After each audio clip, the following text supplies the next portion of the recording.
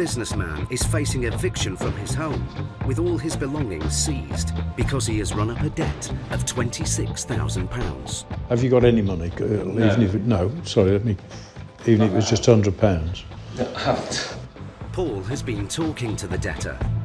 He finds out that the businessman has been waiting for a new shareholder to inject a vital sum of cash into his technology company. But the money has yet to arrive. I got into trouble because people weren't paying me, and then I sold 10% of my company, which is currently what the money is that's coming in from, 50,000. And that will then, clear this.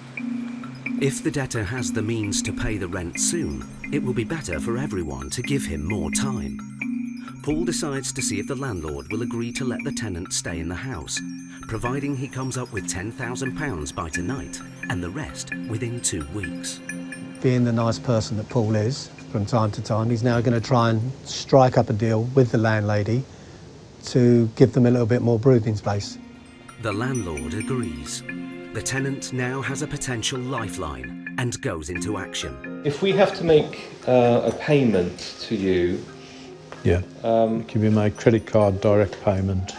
Yeah, but I need a bank account to pay that too. We've got the paperwork, he's got everything on there. But the big question is, can he do it today? The clock is ticking. Okay. I'll leave you to it. Think it all over. I'm on the phone. You've got my number. In the meantime, Benny's here. He's got all the paperwork, so if there's any queries on it, you've got it. Thank you very much. We're leaving Ben here as the man in possession. So in other words, we're not abandoning the situation. It's as good as us being here. We'll then go on to the next job. In the meantime, the guy here is making all sorts of frantic phone calls to try and get a quite substantial amount of money together. Paul and Steve have given a Buckinghamshire businessman an ultimatum. He's got to find £10,000 or be evicted from his home.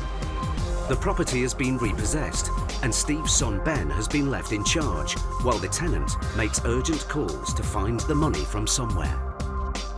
If he doesn't, all his belongings will be seized and sold to set against the debt. In the meantime, Paul and Steve are busy on another case. This has now been passed up to the High Court. So we're here to collect, basically. Collect what? £1,400, 96p. I haven't got anything until the end of the month. Okay. Your car? Well, it's finance, yeah. It's on finance. Okay, that's fine. I'll accept that. No joy here. So Paul and Steve's attentions return to the businessman. His time is up. Paul calls Ben at the house to see if the tenant has managed to raise the 10 grand. Has there been any changes since we last spoke? A couple. Yeah. It's short £20. Short by £20? Yeah, he's got 9,980. Okay. I've spoken to the estate agents. Yes. They have agreed to release the deposit, so we now have another 4,500 to go towards the debts. Okay.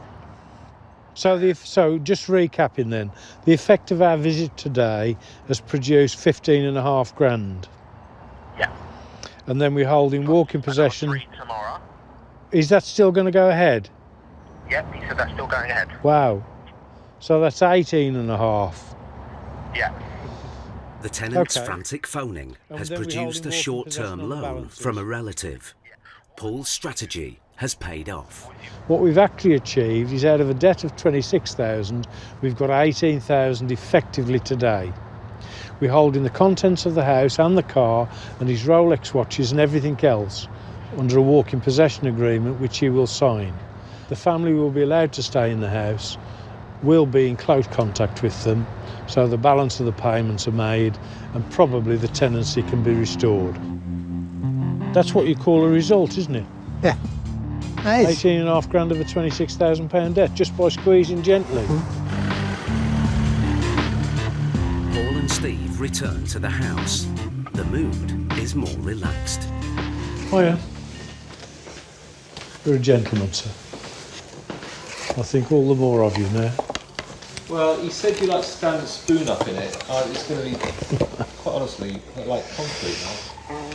The debtor still owes £9,000 in rent and court costs.